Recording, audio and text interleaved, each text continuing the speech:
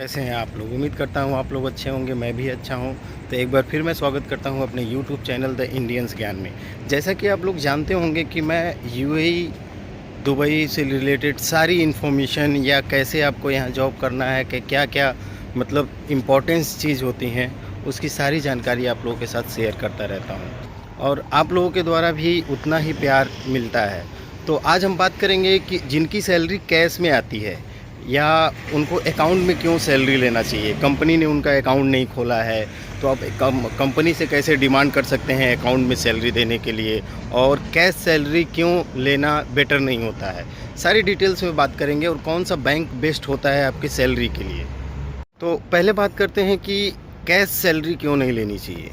Cash salary जो लोग अभी यहाँ नए नए स्टार्ट किए हैं जॉब और उनकी काफ़ी महीनों से सैलरी कैश आ रही है, उसके पीछे रीज़न होता है कि जब कंपनी आपकी आपके अकाउंट में डब्ल्यूपीएस के थ्रू सैलरी देती है, जब भी वो सैलरी देगी तो डब्ल्यूपीएस के थ्रू आएगा, तो उसका आपका जो ग्रेच्युटी होता है उसका काउंटिंग होता है।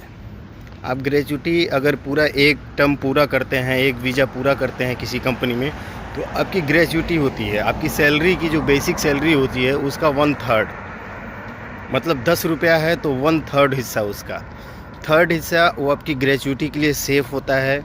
जैसे इंडिया में या होम कंट्री में रिटायरमेंट का प्लान मिलता है पैसा, वैसे यहाँ पे भी होता है, लेकिन इसके पीछे शर्त होता है कि आपका एक वीज़ा पूरा होना चाहिए और वो छुट्टियों को काट के मिलता है। जैसे 30 दिन की मंथ अगर कैलकुलेट किया जाता है तो 21 दिन का मिलता है, 21 दिन की जो आपकी सैलरी बनती है।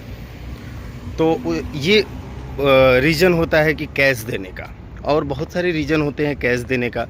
कंपनी के पास बहुत सारी चीज़ें होती हैं, तो उस पर हम कभी बाद में चर्चा करेंगे। आगे बात करते हैं कि अकाउंट में क्यों लेना चाहिए सैलरी, उसके क्या क्या बेनिफिट्स हो सकते हैं और कौन कौन बेस्ट बैंक हैं जिनमें आपको अकाउंट खोल के उसमें सैलरी के लिए अपनी कंपनी से रिक्वेस्ट करनी चाहिए।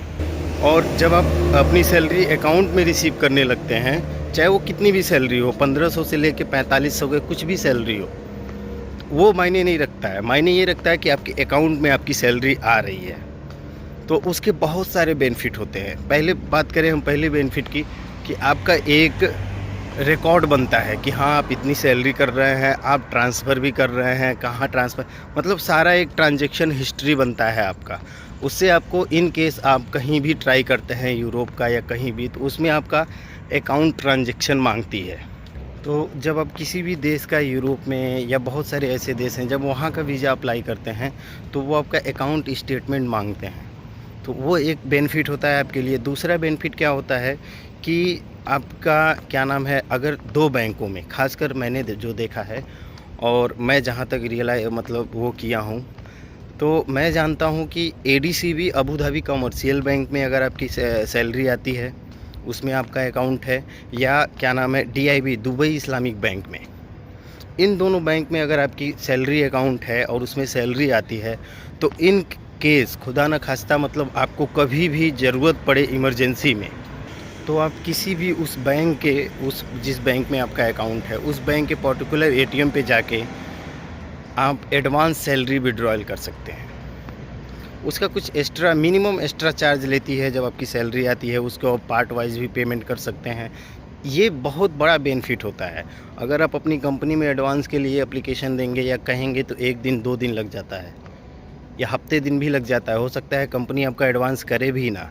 लेकिन अगर आपकी सैलरी इन दोनों बैंक के अकाउंट में आती है, सैलरी अकाउंट इन दोनों बैंक में है, तो आप एडवांस सैलरी इंस्टेंट विड्रॉयल कर सकते हैं। उसमें शर्त क्या है, और एक शर्त होता है कि आपकी सैलरी 3 महीने से लगातार उस बैंक अकाउंट में आ रही है। अगर 3 महीने से लगातार उस बैंक अकाउंट में आ रही है तो आप इंस्टेंट मतलब एडवांस सैलरी आप निकाल सकते हैं। उससे बहुत सारे बेनिफिट होते हैं। जैसे कि आपको मान लीजिए इमरजेंसी पड़ गया आपके घर पे, आपके मुल्क में, तो आप इंस्टेंट उसका लाभ उठा सकते हैं। आप अपने बैंक से, अपने कंपनी से कहेंगे तो वो टाइम लेती है, हो सकता है ना भी दे। और अगर आपकी सैलरी अकाउंट में आती है, कैश आप नहीं ले रहे हैं, तो ये एक बहुत बड़ा बेनिफिट होता है, जेन्युइन बेनिफिट होता है। भले आपको 100-200 दिरहम 300 दिरहम एक्स्ट्रा पे करना पड़े, वो डिपेंड करता है आप पेमेंट ऑप्शन कैसा लेते हैं। लेकिन ये स्टंट में आपको किसी से कुछ कहना नहीं है, बस सिंपल वर्क करने की वजह से कि आप अपनी सैलरी अकाउंट में रिसीव कर रहे हो, इससे आपको इतना बड़ा बेनिफिट है। मेरे लिए तो वो बहुत बड़ा बेनिफिट है। और जो लोग मतलब इन केस किसी के भी साथ इमरजेंसी आ सकती है, तो उनके लिए एक बेस्ट ऑप्शन और एक बहुत अच्छा बेनिफिट होता है कि वो इंस्टेंट सैलरी विड्रॉयल कर सकते हैं।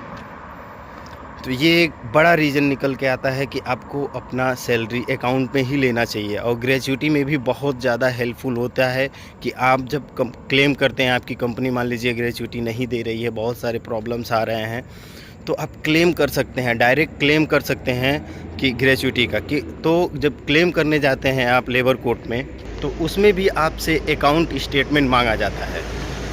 तो बहुत सारे मुद्दों पे आपका बेनिफिट होता है। तो इसलिए हमेशा ये इंश्योर करें कि अगर आप यूएई में, दुबई में जॉब कर रहे हैं तो आपकी सैलरी आपके अकाउंट में ही आए, और ख़ासकर इन दोनों बैंक के अकाउंट में आए तो आपके बहुत सारे बेनिफिट्स होते हैं। और बहुत सारे बेनिफिट हैं, जैसे आपको क्रेडिट कार्ड और सारी चीज़ें, तो बहुत सारे बेनिफिट होते हैं। तो उम्मीद करता हूँ आपको सारी चीज़ें समझ में आ गई होंगी, और ऐसे ही आप फॉलो करें तो बहुत सारे बेनिफिट आपको मिलेंगे। तो अभी के लिए बस इतना ही, मिलते हैं नेक्स्ट वीडियो में।